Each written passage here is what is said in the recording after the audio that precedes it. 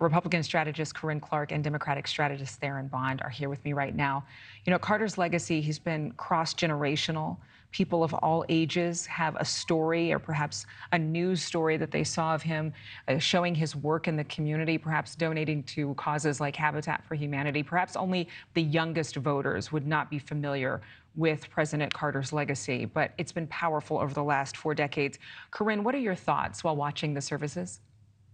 Yeah, I was very impressed by how refreshingly religious and personal the service was for such a public figure. That is great to see. And I'm also reminded when I'm watching this that politics is such a small part of someone's life. I think we focus on it so much. I definitely do. It's my entire career, but in the end, your family is remembering what kind of person you were to them, and to see his family talk so highly of him, he's the best person they know. And that's not because he was president. It's not because of his political contributions, but because of who he was to them. And that is everyone's real legacy, whether you're president or just your average mom or dad. I think that's beautiful. Yes, at the end of the day, he was somebody's dad, or pop, as his pastor referred to while he spoke at the podium. Theryn, what were your thoughts while watching the service? I think it was interesting, especially because I was born in the South, and obviously President Carter was born in the South, and Southern folks are just built different. And it was very soothing to hear Chip, being a chip off the old block, being able to say he remembers the moment he became friends with his parents, because our parents in the South teach us that they are not our friends. They are there to parent us and guide us through this world. Yet he found that moment where he could connect with his parents purely as a human being and have an understanding and develop a friendship. And as a Southerner, that's something that's really, really important that many of us strive to get to. And then I'm reminded of his humanitarian efforts.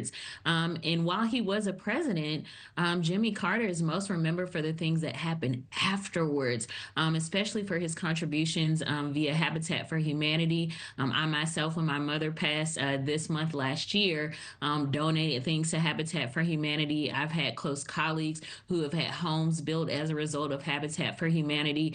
And so when we talk about leaving a legacy, Jimmy Carter is the quintessential person of leaving a legacy, despite what people think you are, what they think you should be, and connecting to people as a human being and touching their hearts, minds, and spirits. Both of you sharing such personal sentiments. So thank you both. And Theryn, so sorry for your loss, even though it was a year ago.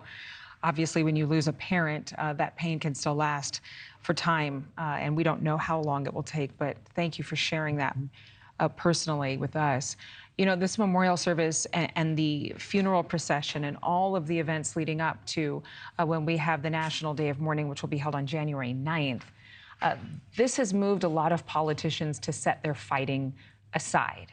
Could these last respects paid so close to the inauguration mark some sort of sea change in Washington of more honor, more bipartisanship? Corrine, I'll start with you.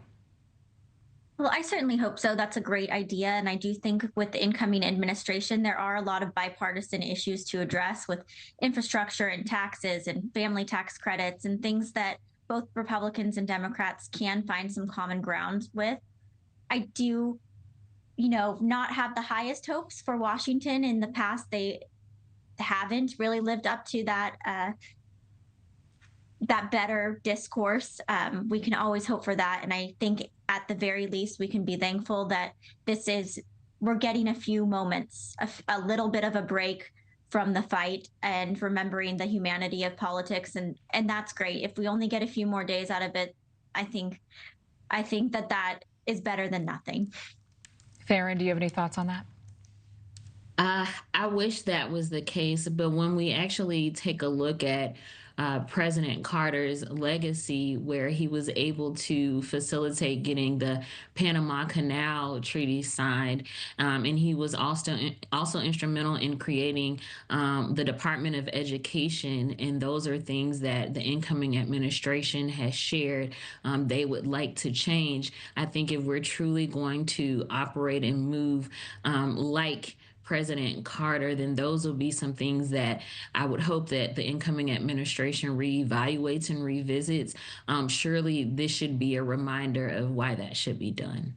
Thanks so much for watching. Go to joinnn.com to find NewsNation on your television provider. And don't forget to click the red subscribe button below to get more of NewsNation's fact-driven, unbiased coverage.